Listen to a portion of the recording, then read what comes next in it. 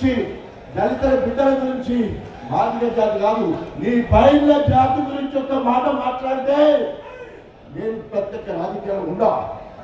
నువ్వు దళిత ద్రోహివి, నువ్వు దళిత ద్రోహివి.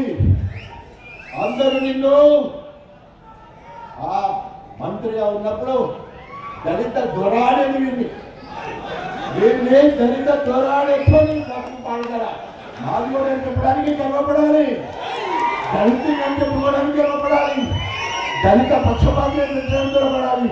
నేను దొరాడడానికి గర్వపడతాను. నువ్వు వెళ్తా నీ బుద్ధెత్తా, నువ్వు వెళ్తా నీ బుద్ధెత్తా. మాదిగోళ్ళ దగ్గర పైసా పైసా పైసా పైసా అడుగుతూ రాయి లేకపోలేదు, రాయి లేకపోలేదు అని చెప్తే లక్ష్యం చెప్తాడు. వీడు ఎందుకుంటారు వాళ్ళతో వాళ్ళు పొందుతారు.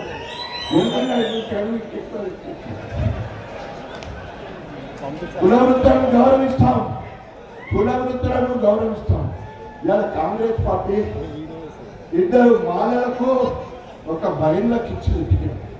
సామాజిక న్యాయం ఎక్కడ? ఇవాళ తెలంగాణ మాదిగలందరూ కూడా కాంగ్రెస్ మీద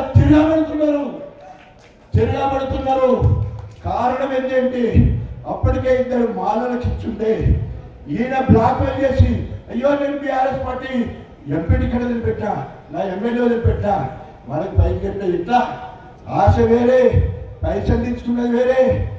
నాకు నేను పోతే కేసీఆర్ చెప్తా ఉన్నాడు పెద్ద దగ్గర ఎంపీ తోటి పెద్ద మూట. కేసీఆర్ దగ్గరకు వచ్చి నా బిడ్డ నీ చేతులు పెట్టాను, నువ్వు కూడా కొంచెం సిద్ధం ఉంటే ఎట్లా అన్నట్టు.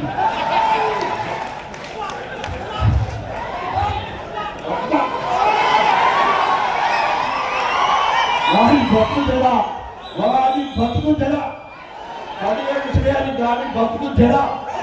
ఏమి అడకతినుడు, ఏమి అడకతినుడు. మార్కెట్ మంత్రిగా ఉంటే మార్కెట్ సిబ్బంది వచ్చి 2 నెలల ఇల్లును గొప్పగా మంచి భవంతిగా తయారు చేసిన చరిత్ర. 2 నెలల నీకు ఎక్కడి పైసలు, నీ ఇల్లు బాగుపడడానికి ఫ్లోరింగ్ పైసలు ఎక్కడి, కిటికీలకు అద్దాలు ఎక్కడి, వెద్దలు ఎక్కడి, పైన ఫ్లోర్ ఎక్కడిది. అవన్నీ కూడా మార్కెట్ శాఖది. నేనన్నది కాదు, కల్ నాయక్ అనే పుస్తకంలో ఒక పేజీది. 2వ పేజీ సోషల్ వెల్ఫేర్ మినిస్టర్.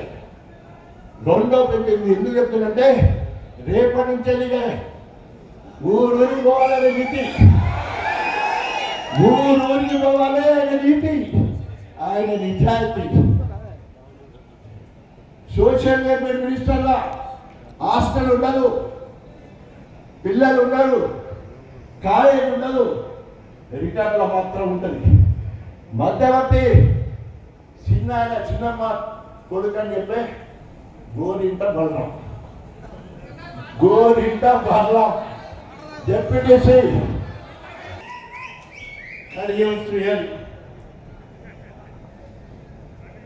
ఇంత నీచ రాజకీయాలు చేస్తున్నా.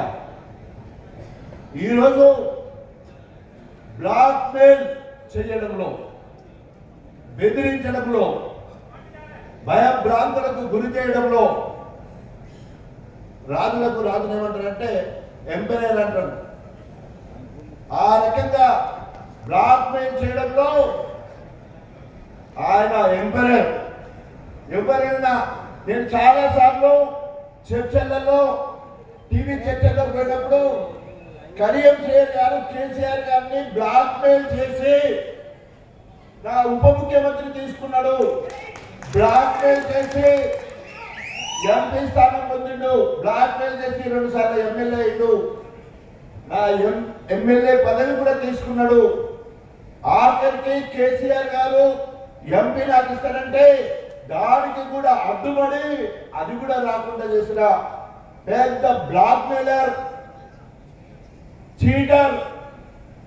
వాడిని మనమందరం కలిసి